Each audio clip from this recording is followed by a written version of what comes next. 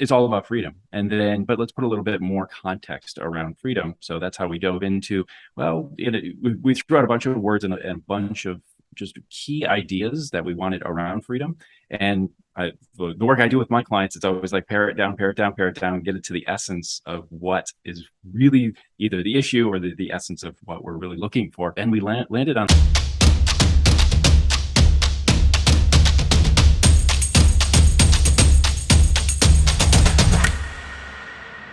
Hi guys, welcome back to another episode of Chat with Nomads. Today we have with us the power couple, Mikkel and Dan from Sometimes Home, Sometimes Sailing. And there's actually two separate websites where they document their travel adventures. But from the website name, you can kind of get an idea on what these guys are up to. Basically, they are a couple that focuses on travel with a home base, but for mid and luxury budget, right? So welcome to the show, guys. Thank you. Thank you so much for having us. Yeah, I'm super excited to speak to you guys today because there's like actually quite a lot of things that I want to ask about, but I had to kind of like selectively decide what I should prioritize. But let's start with an introduction of both of you because obviously you guys have like runs two travel blogs, but that is not the only thing you do. Like each of you also have your own businesses that you run, right? So let's give the audience an idea of like general overview on what you guys do. Sure. So I have been a full-time wedding photographer for many, many years. I've been doing it for about 15 years, full-time since 2013. So I do mostly wedding photography, which kind of has parlayed into travel photography as well. And then I do some families and kind of newborn sessions and all that stuff. So, yep, I run my own photography business, mikkelpage.com, separately, and Dan has his own business as well. Yeah, so during the pandemic, just like everybody else, I ended up pivoting, and I had a corporate job up until now, and that was always the hurdle for us traveling. Also, is because I would run out of paid time off or just run out of vacation days. Like by February of the beginning of the year, right? So I saw the opportunity to start my own thing, and what I do now is I'm a cultural strategist, and I help businesses align their culture with their brand and really help that transformation within the business. So I can do that anywhere that I choose, and I'm very choosy about the clients that I work with, and that allows us to really embrace the travel lifestyle. Right, and that's Odin Agency, right? Is that what's Correct. called? Odin Strategies. Yeah. Oh, right. Nice. The website was pretty cool. And that is actually owned by you. Like you are the owner and runs the business. Correct. Yep. Awesome. Yeah, so there's a lot to get into just because like you guys are involved in so many things. But I usually try and leave like a bit of the juicy part, like to the middle or the back. But there's something that I just think I should dive into first because I feel like the more we dig into it, there's a chance of like getting some nice stuff out. So when you guys emailed me, you mentioned about the three freedoms that you guys actually base your life on, which is kind of a bit similar to mine, but we have one difference. So we have like my geographical freedom, and you guys were talking about the freedom of location. And you have the freedom of finance, which is financial freedom. And the last one that I usually look into is like emotion, mental, spiritual kind of freedom. But you guys spoke about the freedom of time, which is something I would say I've kind of been a bit obsessed with in the last few months. But I'm not sure if it's in the same context of what you guys talk about, right? So let's start with like what made you come to this definition of like these three freedoms to base your life off of? Yeah. It was really during the pandemic time, we were pivoting, and we both found ourselves without income coming in and taking a walk in our neighborhood, and it was the opportunity to rebuild it on a foundation. So we also newly married. We got married in 2019. So not only were we starting our married life together, we were starting our just our future together. And then the pandemic hit, and it was like, what a great opportunity to really actually rebuild. And like I said, I would run out of PTO time, and then we'd have to work around the schedule. And it's like we can build the lifestyle that we want, and we can build it around kind of it's all about freedom. And then, but let's put a little bit more context around freedom. So that's how we dove into, well, we threw out a bunch of words and a bunch of just key ideas that we wanted around freedom. And the work I do with my clients, it's always like pare it down, pare it down, pare it down, get it to the essence of what is really either the issue or the essence of what we're really looking for. And we landed on location, time, and money. And those three just really resonated with us, and that's our decision making. It always goes through those three freedoms. Yeah. So for excuse me. So for time, just like I can work my ass off 24/7 every day when we're home. And he does too. We don't have kids or pets. So, that's like a fourth freedom for us. We love kids, love pets, don't want any kids. One day we're going to get the dog that we want, but not right now. So, freedom of time, like we can work all day, every day, break for meals, go have, a glass of wine in Raleigh that we love so much in North Carolina where we live, and then take off for 2 weeks and travel because we put the work in. So to us, freedom of time, like just gives us our own control of our schedules and flexibility for that, corporate America isn't controlling.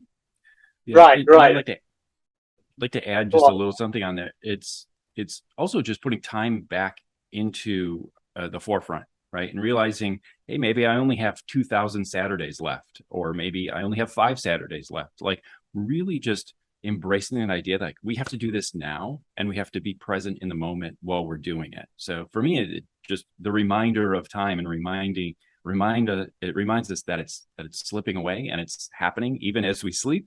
And just to bring that back into the forefront is important to me. But in a good way that we have time. not, not everybody gets that or gets that time in life. So it's not a Yeah, I mean, doomsday clock, right? it's a fair privilege, I would say, but I do agree hearing from what Mikkel said. I think it resonates a lot with what I've been looking at in the last few months. It's the same thing of like, so we're not really talking about the freedom of time in the sense of like you don't have to work or anything. And of course, like if you love Right. your work, that's a separate business. But rather, it's the idea that what kind, on a more practical sense, I would say is like, what kind of business or what kind of task can be done on your own time versus the type of business that needs to be done on a fixed time. So my example normally would be like if you run like maybe an agency business that's just focusing on serving clients very quickly, the buffer time between responding to a client becomes a problem because you probably have to respond within 24 hours or 48 hours. So then you're always rushing, right? But on the other hand, if you look at, let's say, something like social media management, maybe, right? You can plan everything on a specific day for the whole month, and then you don't have to touch it, which means that you can choose any one day in the month to do the thing. And after that, you have the flexibility. So it's really the buffer that you have in responding to a certain task. Is that what you guys are looking at as well? Yes. So it's the freedom to spend the time the way you want to spend it or need to spend it, right? So it's not always responding to emergencies that are coming up, or like clients are calling, or just demands on your time, and being able to, like you said, I think a big part of that is being able to schedule how you live your life and schedule when you respond to clients or to customers, and that just gives you ultimately the freedom. Yeah.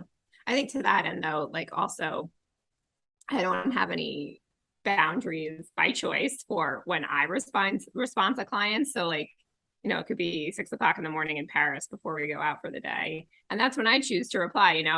It's a holiday weekend in the US. It's Labor Day weekend, or it was until yesterday. And I was sitting down for an hour to respond to a client on Sunday night because we're driving all day to Florida tomorrow. So I'm not going to be able to reply. So like you said, it's like picking and choosing when you get to do what you want to do. And during the pandemic, we really evaluated what we wanted, and these 3 freedoms came up, and Dan decided to start his own business because the time was right, and carpe diem, no time like the present, seize the day.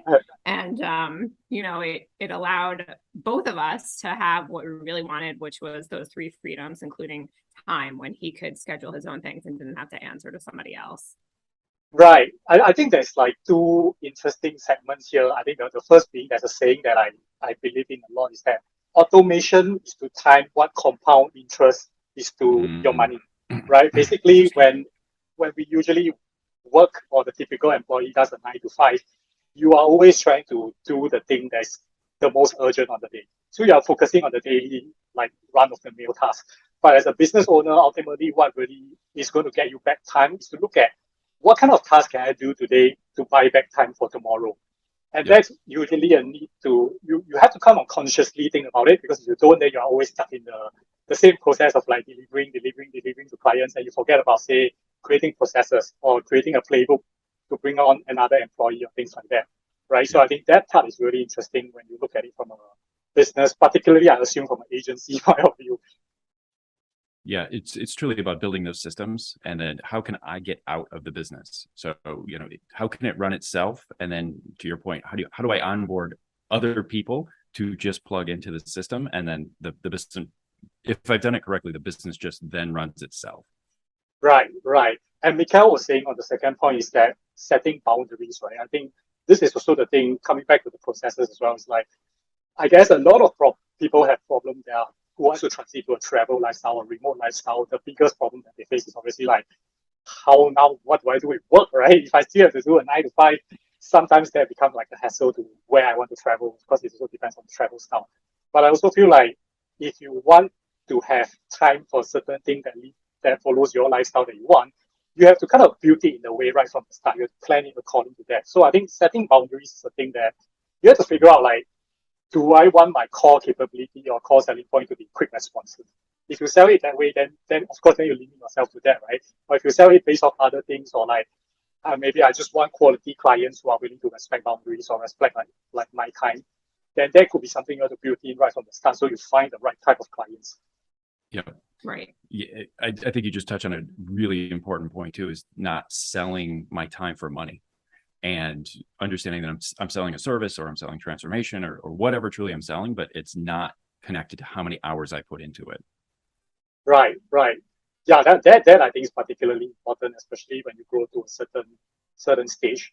I feel like hourly basis is a good way to do it if you are not sure about it, like you're just going into the industry and you want to figure it out. That's probably Yeah. it. But I think the ultimate goal, like you say, is to move towards a model that's that way. And if you talk about looking at a business, so this has been something I've been doing for the last few months, is that as I look at new business opportunity, I always decide like, can I ultimately take myself out of the business? If I can't, Yep. it's always a problem, right? To think about it when your priority is obviously freedom. If that's not, then everything's fine, right? Then there are other considerations to think about.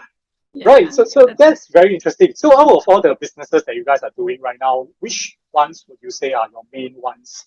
That's like your bread and butter that's generating the cash for you guys to live the life you want. yeah. For me, it's Odin Strategies. I mean, that's probably where I put most of my time when we're not traveling, and yeah, that's where my focus lies. I'm gonna sneeze, I think. Watch now, I won't. Sorry. It No might worries. come later, this news. I put a lot of time and effort into both of our blogs because I do most of the writing. We make all decisions about who we're going to partner with or reach out to, and trips and marketing and video stuff. The content we create, especially on the trip together. But I'm mostly the one sitting down and doing writing day to day, and I love it. So I put a lot of time and effort into that, but I have the freedom to do that because I don't have weddings. We have a wedding that we're going to. He's helping me out this weekend.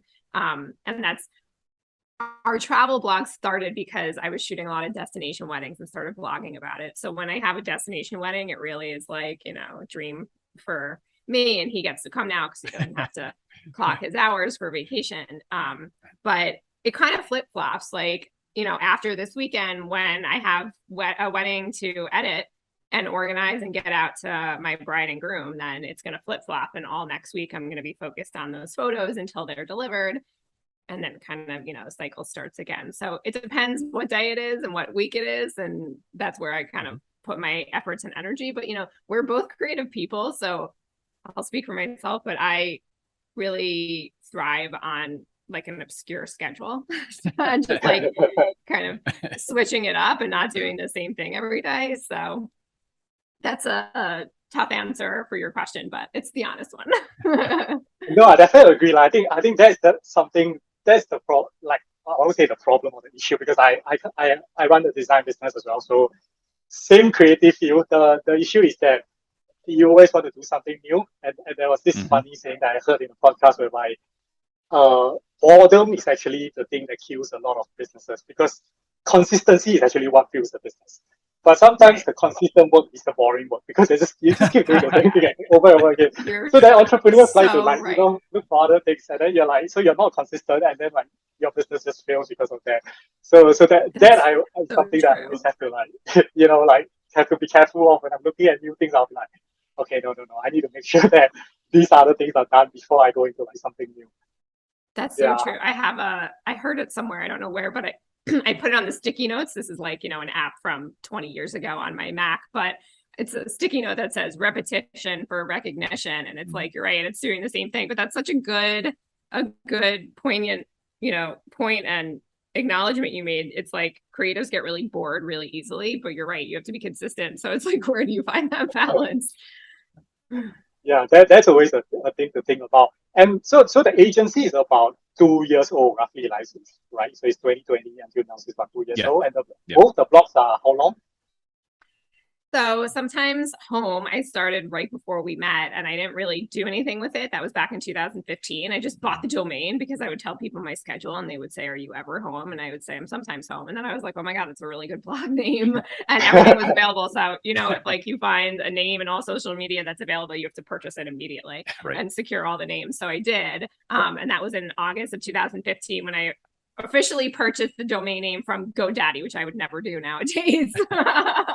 And then we met in November, and then we were pretty serious pretty fast back in 2015. And I said, I have this website. I don't really do a lot with it, but if you want to go in on it with me, like, I think this is going in a good direction. But I never named him because I was like, if this doesn't work out, I'm not going to change the name in every blog post. And then, slowly I, changed all the info and, it worked out. We ended up getting married. And, but he was, really in it with me basically from the start, from the time that we started traveling together and writing and, sometimes sailing because, no guts, no glory. We started doing a no sail order during the pandemic in 2020. We thought, nobody's writing about cruises right now. We love small format cruises, especially like river cruises. So why don't we just give it a go? There's like no pressure. Sometimes sailing was available, kind of was a good sister site to sometimes home. We like an alliteration. So that was nice. People get confused because they think that we're sailors. And while we like sailing and we've been on sailboats and we've been on Maine Windjammer and that's kind of a sailboat cruise experience. It's sailing on a cruise, like, because they call it, what sailing are you going on? So we started that in 2020. And for a while we were just building up content and trying to see what was kind of sticking and what wasn't during a time that there was really low traffic and search results for cruises because everybody knew they couldn't go on a cruise. And we've just seen it. I mean, we record our analytics every month and go into Google Analytics and Search Console and write down the numbers. And, every month, like this past month, it has experienced 20% month over month growth. So we are very happy. And now we can see that it's paying off and cruising is back. So just before we touch into travel, I definitely want to touch into travel later. But the side question, just because I'm curious, do you think the Sometimes Home blog, having worked on it together, is it a core pillar that brought you guys together? Do you think in your relationship? I think it was. I think it was the experiences that we were experiencing that ultimately ended up in the blog. That was it's kind of, to me, the blog is the receipt for all the good times we had. There you go. I think he's looking at you like, you better don't say anything wrong. when anybody is in a relationship, like your family and friends know that first trip you're going on, they're always like, oh, this is a good test. Let's see if you can travel well together, And we did little trips first, like road trips from North Carolina to Washington, D.C. to see family. And like our first major trip was to Belize in Central America together. And we've just always traveled really well together. I mean, I can't even get into all the nuances of like my quirks and his quirks and everybody has them, and we travel so well together. So I don't know, it's hard to say which came first, the chicken or the egg, but it's supportive. There, like you said, like it's kind of like a receipt for all our travels and all our good times together. Well, that's a good. In any case, that's a good content site for your. Oh wait, you see, you're not going to have kids, so whatever. Reliving the memories in future, right? Yeah. So back to the topic of the business, because I think it's going to be a bit interesting. Because on both the agency side and the blogs, right? What do you think is one of the main strategies that was a game changer for both businesses that helped you guys move towards the principles of the three freedom? What was one strategy that you think implemented? Oh, that was really game changing for you guys to give you more freedom in terms of location, time, or finances. You want to go first? You want me to? Sure, I'll go first. For me, it was the strategy was simply just saying no. And we touched upon it earlier. It's like, oh, I want to try this. I want to try this. I want to try this. I can do this. So I should offer this service. And it really just became service creep. And I was falling back into the trap of working for trading time for money. And then just because I had the skill set, I was saying yes. And yeah, I was hungry and trying to build the business. But more and more, I've been just saying no, being selective of the clients that I work with, paring down my offer, and really just laser focused on solving one problem, offering one solution to one problem, repeat, repeat, repeat, and being consistent within that. So it's kind of everything we've talked about, but ultimately it's saying no to opportunities and saying yes to the right opportunities. Dan So, taught me. Sorry, go yeah, ahead. go ahead.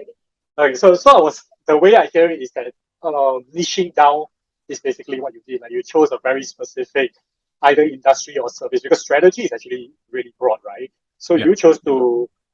Can you give us an example? So, and it's a good plug for your service anyway. So which industry or which kind of service do you narrow down to focus on right now? So it went from creative specifically to brand, and then now it's culture. But I tie culture to brand. So it's kind of a mixture of both, but it's still laser focused on one area of, to your point, like one area of strategy, because that is a huge industry. And do you serve a whole range of different clients, or do you do like corporate or specific industry type of company? I don't specifically go after industries. I just go for size and maturity of companies. Yeah. Got it. And do you try different sizes to determine which was the best, or what made you come to the conclusion of particular size?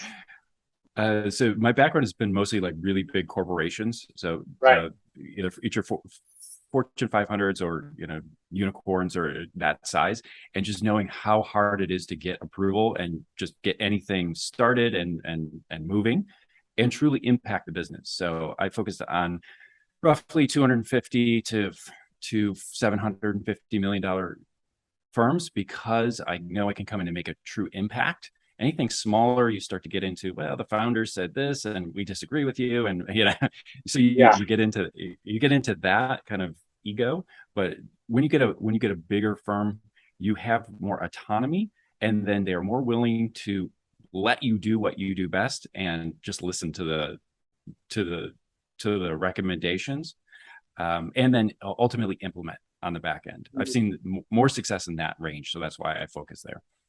Yeah, it does seem like the bigger companies, when they pay for it, there is let's say there's a greater respect to the expertise. Like when they hire someone, the real benefit for them is that I want to save time and not think about this and get an expert to really come in and just solve this for us, and then we'll try and follow the thing.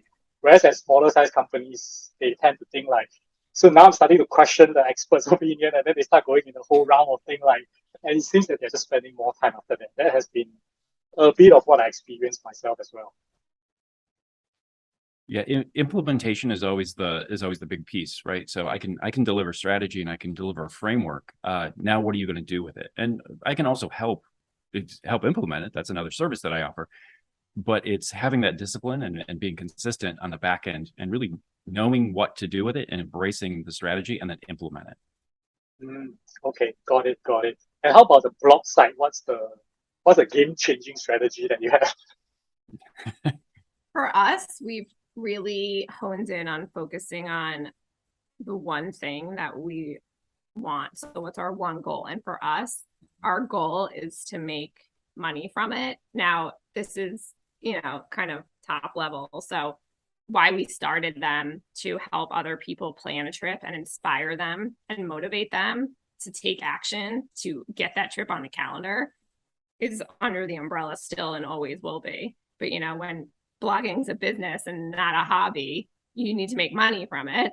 So I read this great book called The One Thing, and it talks about what is the one thing that you want to do that everything else you do should lead back to that one thing. So for us, it's making money and ad revenue and how we can get paid sponsorships. Still for companies we believe in. We're not going to sell out and take a sponsorship from a company we don't believe in, like, plastics, when we don't believe in plastic, single-use plastics. But it should all go back to that. So whether that's writing great content that's going to rank for keywords, because ultimately it's going to get more eyes to our site, which makes us more ad revenue. It's really all funneling back right now to a focus on income because it feeds our freedoms. So that's really what our focus is. Right. That's a very good point, because I think a lot of bloggers, especially newer ones, actually even experienced bloggers, in fact, I think the more experience you get, the more opportunities you see.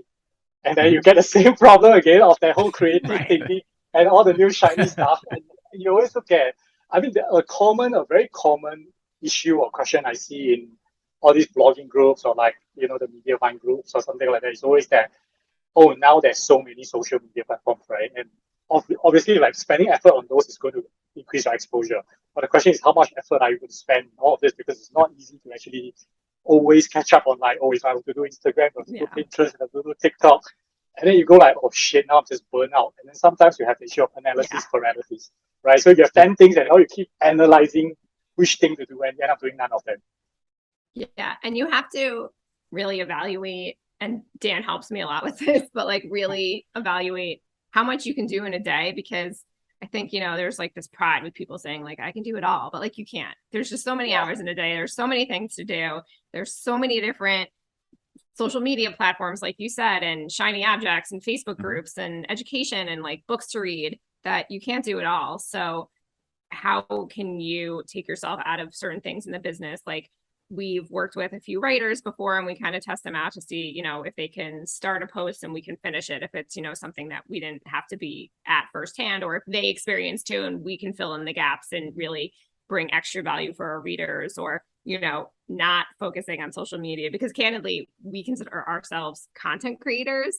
But when we get put under an influencer bucket with a company, immediately I say to them, I just want to put this out there. Like, we're not influencers. I think we have influence and it's a really tough job, but like you will be sorely disappointed with us if you look at our social media numbers, because that's not our bag, baby. Like we focus on evergreen content on our blog posts and updating, if it's not evergreen, like updating that content, because we want people further down the buying sales funnel that are ready to book a cruise, that are ready to book time at your hotel. It's great for top of the funnel brand awareness when you're on social media, but just for us, that's not where we've chosen to put our efforts, because it's a third party platform. We don't own it. Like we own the blogs, all the things you've heard. And they changed the algorithm. So you're like chasing, a moving target. So while we know we have social media, like we have TikTok accounts, but to be honest, like we don't really pay attention to them that much. Sometimes we do here and there, but like we've really just started doing a lot of Instagram reels because we know that's what they're rewarding right now. That's the current algorithm. Right. But tomorrow they could not want reels and change it. So it's like we have it as kind of supporting evidence of our existence and just another, feather in our cap that we can say we have, but it's not our main focus because it all changes. So the blog is really where we put all our time and effort. Right. I think that is a very good point, because obviously I guess influencers have a greater exposure compared to like bloggers in terms of like if a new person just coming and wants to go into the world of blogging, let's say, right? And then of course he will start looking at like Instagram and stuff, and might mistaken it that you have to have 100,000 followers, 200,000 followers on a certain platform in order to do that. But I think as you go into it, you realize that there's many ways to blog, right? Like some bloggers can also be influencers, whereas some are not. Some just focus on the blogs. And there are also influencers that totally don't blog, right? So the written content is just one format that people pursue, right? And I think the issue with social media being that prominent is that because you see so much, you keep maybe wanting to do it. Right, you're saying, hey, this person have this amount, so maybe I should go and try and pursue this. But if that is not your model of monetization, then you're going to spend a lot of time chasing after something that's like not the exact target that you're going for.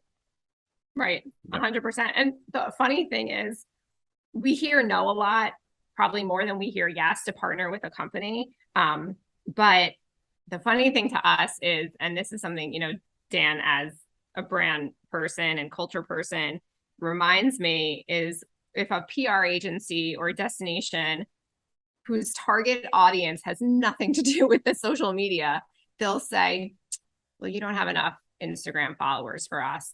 And we'll think to ourselves, your target market is retired senior citizens going on a luxury cruise. Do you really think that's where your audience is? Or are they sitting down to do what they know how to do, Google something and then find our article because they did it on Google? So it's like, I think we hear from a lot of people, which we would never, say negative things directly to their face about their tactics. But I think a lot of even PR agencies see a shiny object in social media and they just need to check that box for their client when it has nothing to do with the end goal that they're after to get people to book more cruises. Right, for sure. I think it's definitely a two-way thing, right? Like the shiny object is definitely the same thing for companies where they try and look at marketing channels. And maybe TikTok is the hot thing now, so they'll be like, I need to advertise on TikTok for some reason. But they have not considered like where exactly is, the highest conversion audience or the warmest leads in order to convert. Right. Right. That is very interesting. So let's move on a bit to travel. Because like I love the business talk. I always love business talks, but I definitely want to touch a bit on business. But we'll do a slow transition, right? What I really want to know is that with so many businesses that you guys are doing, right? How do you manage it like on the road and being able to achieve the location freedom that you guys are looking for? I can definitely understand the travel blog, that's doable, but I would love to know like what are the processes, because it's not like easy work, right? You still have to factor in time for writing, for photography, posting, all the stuff. Agency business will definitely love to know how you do it, but the photography, I assume that is not remote. So that is something that, because you have to be on site, or unless you're traveling. Right. So how does it all work? Yeah. So I look at things that I can do at home versus on the road. So I could edit photos on the road. I don't like to because I can't control the lighting, in my office space or where I am. But I'll edit photos at home. I'll take the photos on the road, like you said, travel, or if it's a wedding, I have to be in a location. So we'll plan our schedules around like when I have wedding dates first and foremost, because those are usually booked 6 months to a year out, if not a little less or a little more. And then things, a lot of it for us is like having the physical items that allow us to do our work. So like an iPad with a keyboard, we really like, because we've just found that when we travel and if we don't need our computers to open an Adobe program, Illustrator, Photoshop, what have you, or Lightroom, like we can just take an iPad and I get so much writing done when I'm on an airplane and nothing distracts me, or we're actually on the trip and we'll sit down with our iPads. Like, people kind of scoff at us that are on the trip because they don't really understand, but we just kind of like laugh with them. We're like, oh yeah, gotta make money to be on this trip, but they don't understand that it's one of our 3 freedoms unless we really sit down and have beers with them and start to talk about it. But like, we're fine working during our free time on the top deck of a cruise ship because we can, so, and then the other thing, actually, I just wrote about this yesterday. I had a text for free on a cruise ship. We have a hotspot that we really like, which you need, it like ends up being less than around $5 a day for all the day passes we buy. We just turn a day pass on. We don't rely on the ship's internet because it's usually not that good. And we'll just, spend the money to work and sit there in the time. So it's really having an iPad with a keyboard we really like, a hotspot, and then deciding what can we do from where we're going and what can we not do that we have to get done before we leave. Yeah. And then with like $5 a day for like unlimited internet. That's very cheap. You need to share the brand. Oh yeah, it's go on our blog. You can find it. Just Google search for hotspot on either one of our blogs. We use the Solace hotspot. It used to be Skyroom, but now it's Solace. It's like a little orange one. It works in over 130 countries. We don't lie about the product. Like, it does not work everywhere. Dan's parents live in rural Buffalo, New York, and it doesn't work at their house because you need to have really good cell service reception because it's working off of cell towers. But, for example, like we never do a roaming international cell service. We don't have kids that are like going to have to call us at any moment, in case there's an emergency. So we just go on Wi-Fi only. You can do voice calls nowadays on Wi-Fi. You can do video calls. I have Verizon. They let you do a Wi-Fi call. I've called banks from other countries if I have a problem with my credit card not working. Like when we were in Thailand, I had to call them just on my cell service. So as long as you're somewhere with a cell tower that works, the Solace hotspot is working off of the cell towers. And if you don't like the connection, you can actually ask it to find another connection working off the towers. So We don't get SIM cards or anything. Like, it takes the stress out of that. You can put up to 10 devices on it. So whereas like if you're at a resort, you can only have 2 devices, connected per room. This lets us connect. I mean, we can have up to 4 devices per person, with our iPhone, our laptop, our iPad. It just depends on the situation, I also have a camera that if I don't have my computer with me, it's Wi-Fi enabled. So I can transfer an image from my camera directly to my phone if I want to post it. So I always make sure that if I'm upgrading my camera gear, it's Wi-Fi enabled to transfer images. Anyway, that's our Solace hotspot plug. That's nice. I've definitely heard about it, but like you say, there were complaints only about like if you are in a very remote place, obviously you don't get. But then again, it's very hard to find a services that can provide that anyway. Right. So I said, like, in this article I did yesterday about texting at sea, like, we bring the hotspot on cruises, but let's, be realistic. If you're in the middle of the ocean, even the Wi-Fi on the ship is bad. Sure. And if you're in the middle of the ocean, like, and there's no cell service, the hotspot doesn't work. So like, don't turn it on, you just have to kind of take that as it comes. But yeah, so being realistic about the working environment you're going into. That's awesome. Right. I guess it's important. I think that's what I always advise people as well. Like, look at the jobs, the tasks that you need to do, and figure out what can be done without internet. Like, sometimes I would download the images first, and I will do the design like on the bus, on the plane, or something like that. So I always prep. Yeah, if I know I have a long travel trip ahead, I will kind of prep the materials first, and then I will know that on this trip I have all the materials to do this kind of stuff offline. But it's always like when you don't have internet, it's always a good time to do writing, because that's like the least distraction. Yeah. Do you use Adobe Fresco with like the pen? Do you draw a lot? No, I don't. I think that's difficult to do on the bus because it's going to be I think so far between planes, trains, and buses, I still like trains the most in terms of like to work. Planes are sometimes just too small and then too cramped. Unless of course you're in class. But buses I almost don't work on buses just because I usually get like nausea if I keep looking at the screen for too long. Yeah. So for the agency side, what's important to think about if you want to take something like this on the road? For me, it's the key to success is setting up those expectations up front. So putting that line in the sand with the clients and saying, I am not available 24 hours a day. Here's my window that I'm available. If you have questions, more than happy to answer them, and I will get back to you in X amount of time. So putting that out there right up front literally in the beginning of the working relationship. So you can't go back once you've answered a couple emails at 2 a.m. like it's over. Like that's the new expectation. So set those expectations, set those guardrails up front, and then also just saying like, okay, Wednesday I am not available, or I'm only available by phone or whatever it is, and not going back on that. Right. So that's the setting the boundaries part we spoke about earlier, like, and you want to build it to start it off that way. I guess for this part, one of the biggest concerns for anyone that's trying to do that is obviously that they think, hey, if I do that, clients don't want to work with me. Right. I guess that's the biggest fear of anyone trying to do that. How do you get over that fear? Ultimately, because I know the fear. I've been there, I've done that.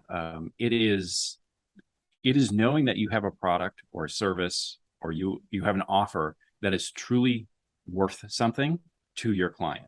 So instead of giving them the power to dictate how you spend your time or how you deliver your service, you have to turn around and be confident that what you offer is more valuable than you think it is, and being able to, or being comfortable saying no, because what you're delivering is worth something, and it's that value is what makes it. The value you put on it is what makes it. How do I want to say this? The value you put on it is your leveraging. Is the leverage you have. And I also guess I don't know this myself, but I always think like it never hurts to ask as well about a certain thing. Like I think most clients might actually be okay with it, because sometimes they will tell you, hey, I need this, and like when they ask you about it, it sounds very urgent, right? But when you tell them, hey, maybe I can only send this to you like in 5 days time, and they'll be like, yeah, that's fine. So I realized, and I get it because as a business owner myself, at times I feel like I want things to go fast as well, right? So everything always looks like, you know, you need to get it done very quickly. But it ultimately doesn't really matter as much because like in the same case when I hire a writer, right? Sometimes I hire a writer and because I'm here now in Asia and they are in like say the States or Canada, and so they might be replying me at like 5 a.m. Right? And I was telling them like, why are you replying me at like 5 a.m.? Like, go back to sleep and then you can just reply later. There's like no rush to, you know, just quickly reply everything. And I think a lot of freelancers, especially those that are starting out and they want to try and get a lot of clients at the start, right? So they're always worried about, hey, I have to reply instantly, and you know, so I seem like a trustworthy person. But I realize a lot of clients, or at least the good clients, actually tend to respect your time a lot. And it's about that relationship. And I go back to, you got to set it up front and understand what your boundaries are, but then also control the schedule. Yeah, that's definitely something to think about when you want to start building a service business, particularly from the start, right? Okay, and looking at travel, right? Because I was hearing just now, it seems like most of the businesses are location independent except the photography. So is that the business that kind of determines where you guys travel to as well? Do you use that as a core anchor to determine, hey, we're going to visit this place or this place and then plan the trip around it as well? Yeah, that's actually what we're doing this weekend. Yeah. So it's she has a Disney Cruise Line wedding, and so we'll be planning a trip around that to Florida. But that was fun. We love driving when we can and it makes sense. So we're gonna hit the road tomorrow, and then we're gonna see some friends in Orlando, do this Disney cruise, go down to my parents, back to that freedom of time, being able to spend more time with family and everything when we want. And if it's in the middle of the day and my mother wants to go have lunch with me, I have that freedom. I can go, because I can shift the time. And if I need to work, later that night, I can. So we mostly base where we travel around where we have to be. So if I have a contract for a wedding, I have to be at that wedding. That's why, I'll be in New Jersey in October. That's why we couldn't take a partnership that weekend for, another destination. And then we'll fill in the gaps with we'll fill in the gaps with where we want to go or who we want to partner with and what their availability is. So it kind of depends. And then we have to take the time to remind ourselves. Dan's going to reminded me this too. We can be home a little bit. Like we can be home sometimes, especially because we're going to take 2023 to actually travel and put our stuff in storage. So we're between renting our apartment and buying a house. So we're going to take a little gap year, if you will, in your 40s.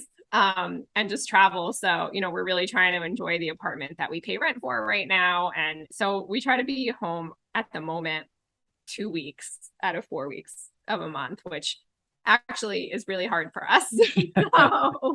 So how long is the usual trip that you guys take if you do it that way? If it's international, we usually do 10 to 14 or 15 days. If it's domestic, we're usually between like a week or 12 days, depending on where we're going. Oh, okay. That's actually kind of similar. So between 1 to 2 weeks is the general trip duration. Give right? or take a few days. Yeah. And just now you were saying, so your current home, is it rented or is it like, do you guys own the home? It's a rental. What we're currently in is a rental that we've been in for 7 years. So it's a little time for a change for us. We live in a very popular city that's become increasingly popular every year we've been here. Like we joke, the time to actually buy a place in Raleigh, North Carolina was actually probably before we moved here 10 years ago. But it's not really cooling down that much even after the pandemic because it's so popular. Apple's building a headquarters here, right? Facebook's talking about coming to Durham, North Carolina, which is 30 minutes from us. So it's like very rapidly growing. So anyway, that's to say that we would have purchased our apartment if it was for sale years ago, but it's not. It's a management company owns all these, rental properties where we live. Right. So we're going to give up our lease and see what's next after we travel for a little. Oh, but that's interesting. That's an interesting point to talk about. And I'm jumping off a bit on the listing of my Sure. head here, but this is interesting. So are you guys thinking of purchasing? And the question more is towards so property investment is obviously a more proven investment vehicle per se, right? Like that's where a lot of people build their wealth. So within the nomad community, a lot of people do look at property purchasing, even in other countries, right? But the other thing to think about is also that a property also tends to be a huge liability per se, or anchor that ties you down to a certain place. So if you Yeah, I could. purchase a property, that's always the consideration. Like, shit, if now I have this thing here, can I Yeah. still travel? Will I still be as willing to travel far? And who's going to manage the property? This kind of stuff. Yeah. Like, so if you guys have the intention to purchase, what's your thoughts around this particular thing? Right. I mean, I love coming home to our couch. We both love our bed. Like, there's just certain things that you can't live without. I mean, you could, water, food, whatever, shelter, but like, as a middle class American, in the 21st century, you just can't live without. So it's hard. I love cooking, so I love that I have all my spices and our knives and our pots and pans, like stupid things, material attachments, but I really love it. So it's going to be interesting. And, if we don't love traveling for a year, we can give it up and, get our stuff out of storage and rent something else or buy something, pretty quickly. But it's definitely, it is a liability for sure. A lot of why we say we also write about maintaining a home base is because how do you water your plants when you're gone, like for 2 weeks, what do we like when we're home? Is it like a certain bathrobe we want to write about, or like an amazing recipe, like whatever, or a cocktail that we make because we learned about it when we were traveling, like Aqua de Valencia. It's like a mimosa that's has even more alcohol in it from Valencia, Spain.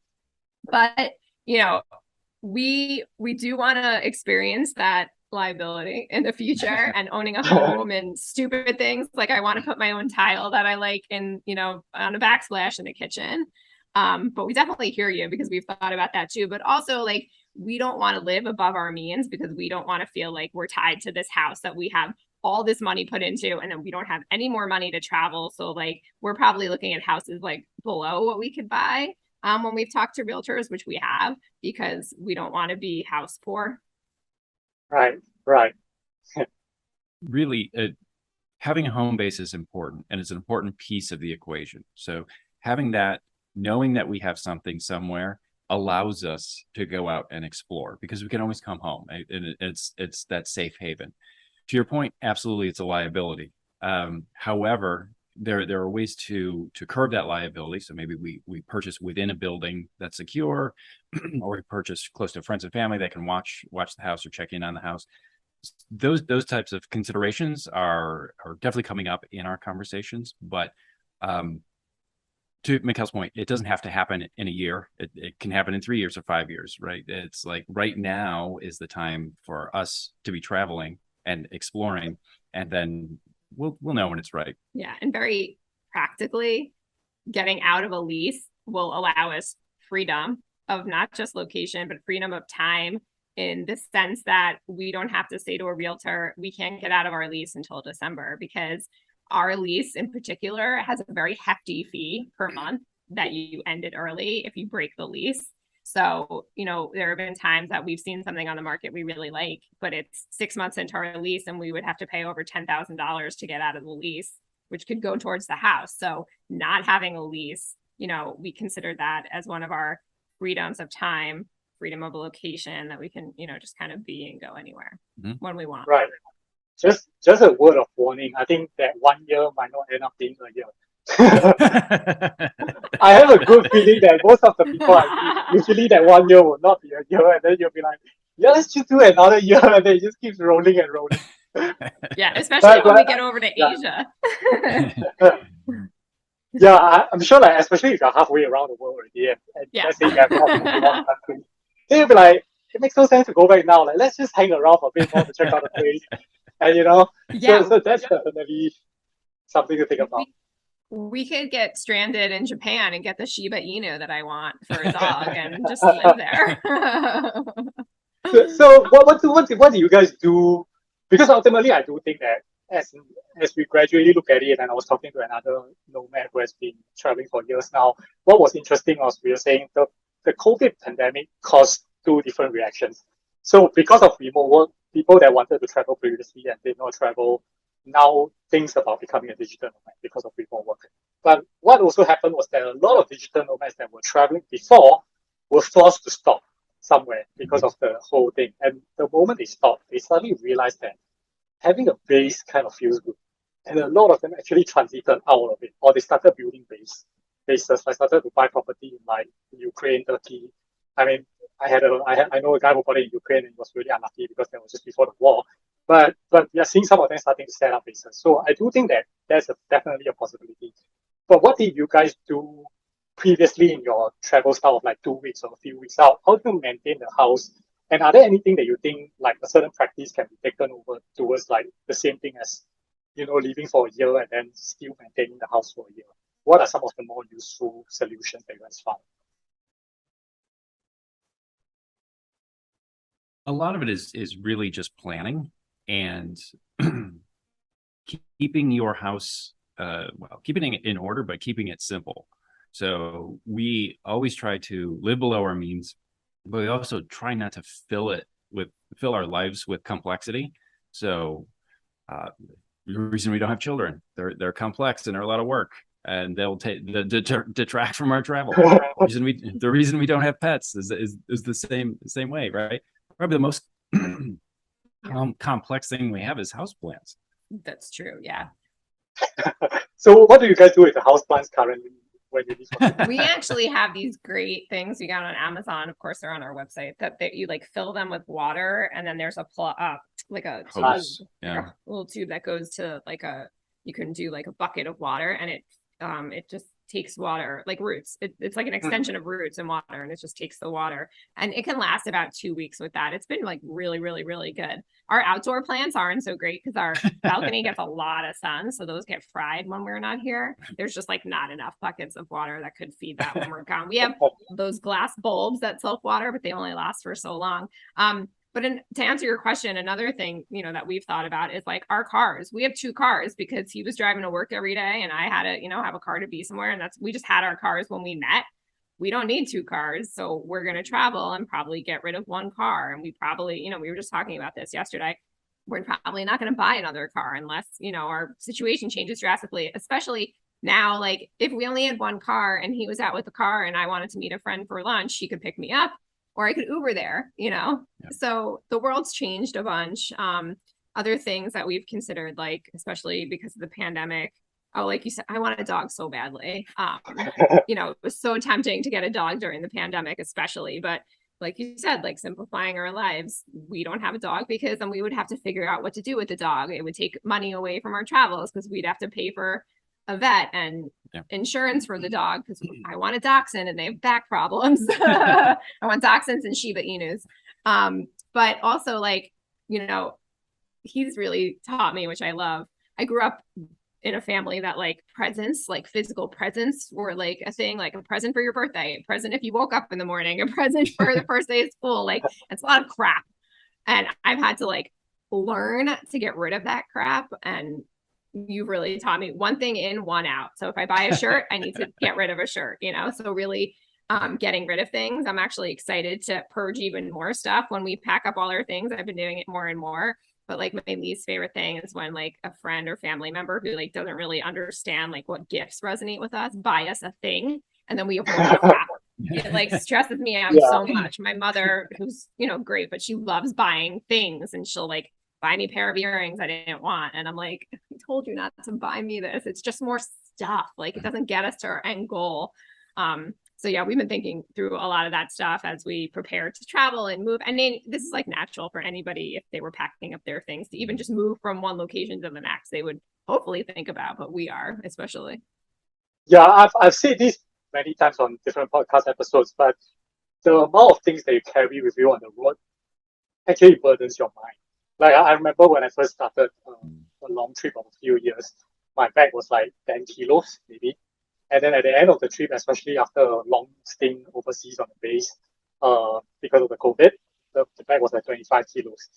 And I remember the feeling of traveling after COVID, like when I started to move again, I had to think like so many times before I decide if I want to move, where should I move? Because I obviously don't want to lug like a 25 kilo huge bag and walk over the place, right? Like that's just like tiring and stuff. And I just realized that even burdened the mind in terms of like, thinking about, hey, should I even do this or should I even do that? And then you realize, then you start not doing anything because you're just like, let's just chill. And you just have a bunch of crap on you, and then you're like, this is not good. So I realized definitely that the amount of items you have with you definitely affects like your mindset as well. Like the moment you clear everything, suddenly you feel a lot lighter, like mentally as well. Yes. To your point, that's an excellent point about we travel with carry-ons only, and we'll travel, like we said, for 2 weeks at a time. So if we can live for 2 weeks with like basically nothing, then why do we have so much crap at home? You know, like I come back to our apartment and I both, excuse me, love it. And I feel like there's just so much stuff that we don't need in our day to day when we're traveling. So it's like a blessing and a curse. Right. Yeah, I'm sure like whatever you have for 2 weeks, unless you're planning for a separate season, whatever you have for the 2 weeks, probably enough for this. For like if you're packing for summer, that's probably good for summer and spring. You know, and then you maybe if you're talking about longer trip and you want to pack more for winter, that's just add on to that. But that's probably enough for like most of your stuff. Yeah. Right. So what made you guys decide to embark on this big trip suddenly of like 1 year? Or presumably 1 year, which I don't think will be, but what led to this thought about doing it? Coming back home is great, and we find ourselves going out on a trip more and more, right? And so there's a couple of life things happening also. It's like our parents are both getting older, we're getting older, and understanding that this is the time to do it if we're going to do it. And it's truly the lower risk. Of course, there's always risk in just getting out of bed in the morning, but ultimately there's lower risk right now. And let's kind of just go explore. We really can't break anything. We've built a life that is as flexible, and it all goes back to the 3 freedoms, and it's our time to try it. Yeah, I think it's also like a fear of not doing it. Like it's scary to do it, but I think there's a greater fear if we didn't do it and go for it of always regretting it. And I've always wanted to live in Europe for an extended period of time. This will not be that time, but like at least we get to live, we're going to do Spain for 2 months. I picked a city and he picked a city. So we're going to live in Seville and Madrid for 1 month each. And it's like, there's a big difference. We don't love being tourists, but ultimately, if you're only in a city for 2 weeks, that's what you are. Call it that or not, call it whatever you want, but you're a tourist. And I just want to be able to go to the, market in the town square in a European city and buy things to bring back to our apartment and cook with them. Like we don't have that luxury right now. So just like things that we dream of that, I'm just like, let's just do it. And, we're kind of working around the Schengen agreement and the 90 days that we can be there without a visa and hopping to, the UK and hopping to Asia. So we're kind of using that as inspiration to move around the globe a little bit. But yeah, I think for me too, in addition to what Dan said, it's, a fear of not doing it is greater than a fear of what it would take to do it. Yeah. Yeah, definitely. I think the fear of regret is the worst when you're on your deathbed and you're like, shit, I wanted to do this. We decided not to because we decided it's safer to stay at home. And then by the time you're like it just missed the whole life. Yeah. So that's important. But for the Schengen thing, I would encourage you guys to also check out the Balkans if that's of interest. Because, I've heard great things. Yes. It's amazing now, and I think like it's a time sensitive location in the sense of like, so there are countries that I always feel like I'm not in a rush to visit because I think I can always visit anytime, and there are countries that I feel like, hey, I need to visit now because of particular reasons. But the Balkans, I definitely think is one of them, just because a lot of them are trying to go into the EU. And the moment they get into the EU, things are going to change. Like Croatia just changed to the Euros, I think, and then like they are now part of Schengen or sometime soon. Right. Whereas in the past, Croatia was one of the popular places to go for the Schengen shuffle. Basically, people going into Croatia for 3 months, going back into the Schengen. Yeah, so the Balkans is definitely like an interesting place to check out, and it's still cheap, I think, to travel from. Yeah. Yep. That's a good point. Thanks for that pointer. I've heard that about the Balkans. Yeah. I went to Slovenia a few years ago with one of my girlfriends when he was out of vacation time and couldn't go with me. And we picked Slovenia because we thought about Croatia, and then we were like, Croatia was a hidden gem and now it's not. Like it's blown up for tourists.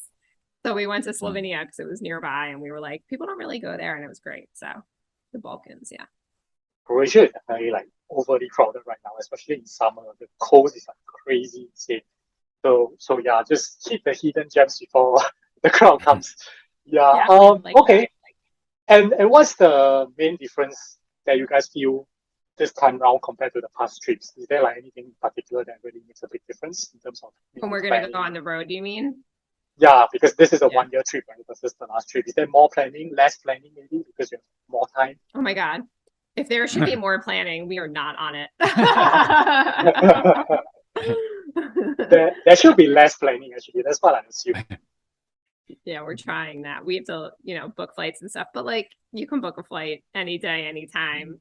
To us, it's too early to book a flight. I mean, we've thought through certain things like where we're gonna store our stuff, what times, what days, like literal days we need to move higher, but we've made calls and it's like too early still for December. But thinking through kind of the first 3 months and where we're gonna be, and then kind of taking it from there, and seeing, kind of where we're at. But planning wise. But there's no particular anxiety or anything because it's a longer trip, right?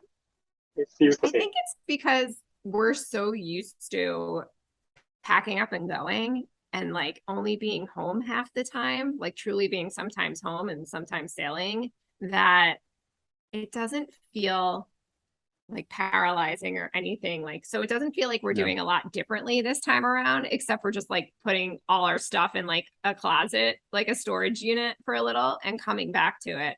I think when I think about what's different, like for this trip coming up than in the past, is that we won't have our apartment in downtown Raleigh, which we've had for 7 years. So it's like the biggest difference with this trip is giving up the physical space. But I was saying this to Dan over the weekend, talking through logistics of all this. And it's like every apartment I've ever left, I miss for, 2 weeks after I leave. And I'm like heartbroken. Like I love the kitchen and I love, maybe the building, or I love the gardens, whatever it is. And Dan doesn't really have that attachment, which is good because we need like that yin and yang. He definitely, like helps me calm me down when I'm like really emotional about it. But yeah, I think mostly what's different is that we're actually giving up our lease and leaving our apartment. But the packing and the preparing and the being on the road and being away for a long time, that's not that different. I think for me, it's going to be redefining what home is.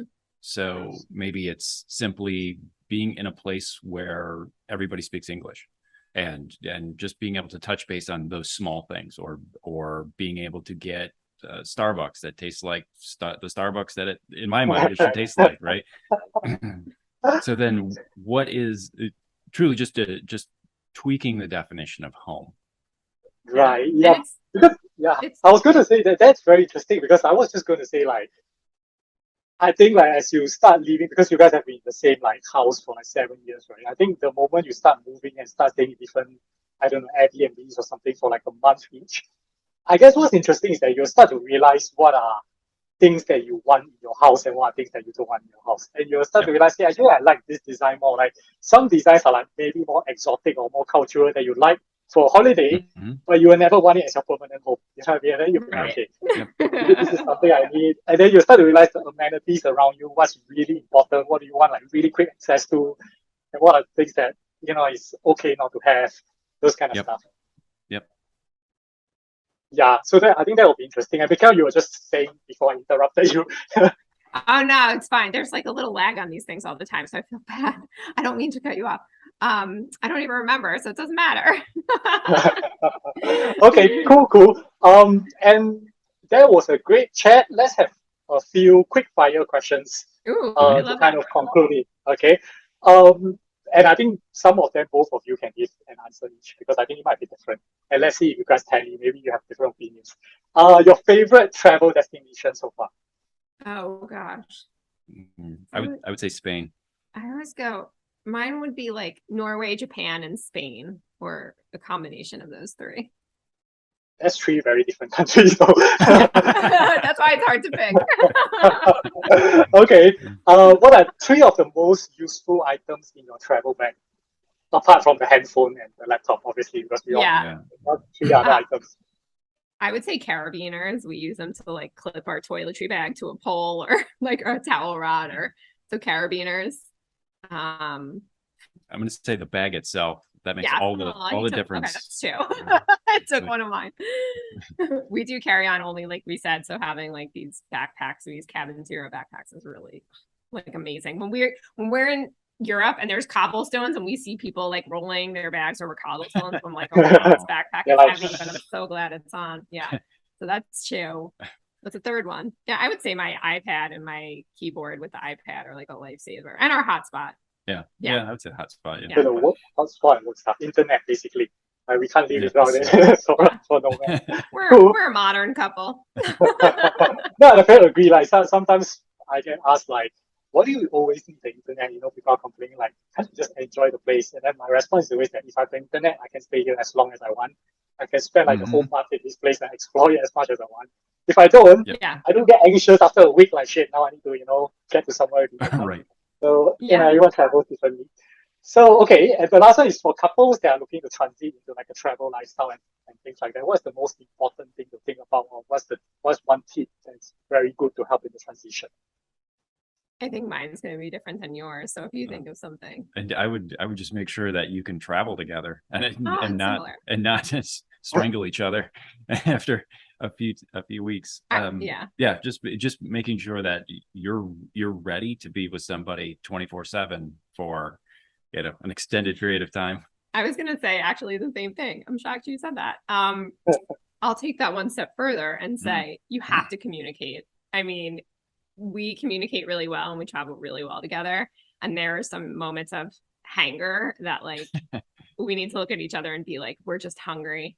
Yeah. We're not mad at each other. Like, so communication. Yeah. And the rest, as long as you can communicate and you don't even have to understand each other. You can just have open dialogue and try to see where the other person's coming from, or, everything else will fall into place, whether it's where you're going, when you're going, what you're going to do there, the alone time you might need when you travel. Like if we're in a place, I'll say to him, do you need like alone time? Do you want to go have lunch alone? Do you want to go for a walk alone? And luckily the answer is usually no, but I do, I respect that about him and he respects that about me, that like we both need time alone to kind of re-energize ourselves. So understanding each other if you travel together. Yeah. Is there any part that you guys are drastically different on, or the travel style is like extremely similar?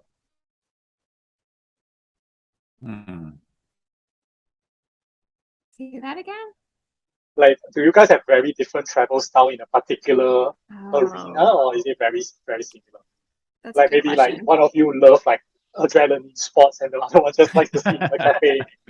But if you guys can't think of anything, it's probably no. Like it's probably like a very good kind of.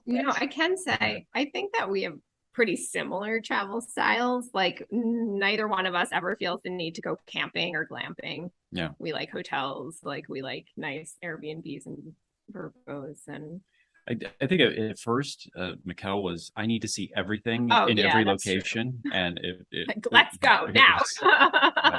Where I prefer to sit and have a glass of wine and look at things that way. Yeah. So it was kind of that. It definitely at first finding that balance, and I do more, and she expects less, so it kind of has balanced out a little bit. That's a good point. Yeah. Yeah. But nothing extreme. Communication is definitely important, like you guys say. I think I can patch a lot of things up. So thank you guys for coming on today. And if people want to look for you guys, follow your upcoming adventure, especially how do they look for you guys, and where's the best place to reach out or follow your adventures? Sure. So we have sometimeshome.com, and all our social media for Sometimes Home is that handle. We have sometimessailing.com. That's, niche cruise website for a lot of small format cruises and some big, especially like where are those small experiences on bigger ships. So like an example is Celebrity Cruises has the Retreat. That's kind of like their special class suite that you can get a lot of specialty attention. Anyway, that's sometimessailing.com, and almost all our social media is at Sometimes Sailing, except for Twitter, because there's a character cap, so it's at Sometimes Sail on Twitter. Cool. I'll drop the links in the show notes anyway. Oh yeah, thank you. Thank you. Yeah, I appreciate that. It was so great talking to you. It was so much fun. Yeah. this was great. Like this was definitely one of the longest episodes that we had. So yeah, so thank you guys that's a for good coming thing. on. Thanks so Thank much. you so much.